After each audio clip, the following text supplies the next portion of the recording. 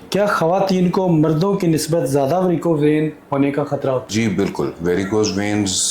خواتین میں ڈیفینیٹلی زیادہ دیکھی بھی جاتی ہیں، اور اس کی مین وجوہات دو ہیں۔ پہلی وجہ تو پاکستان کے اندر اسپیشلی فیمیلز کا جو لائف سٹائل ہے، ان کے رہنے کا طریقہ ہے، زیادہ دیر ان کے گھر میں کھڑے ہو کے کچن میں گھر کے کام کاج کرنے میں ان کو بہت دیر کھڑے رہنا پڑتا ہے، تو اس کی وجہ سے ان کے اندر ویریکوز وینز کا چانس کافی زیادہ ہوتا ہے، اور اس کے ساتھ ساتھ ہر پریگننسی کے ساتھ ویریکوز وینز کا چانس اور زیادہ بڑھتا جاتا ہے۔ جب شروع کی بیماری ہوتی ہے اس کے اندر صرف ہلکے سے بلو کلر کے نشان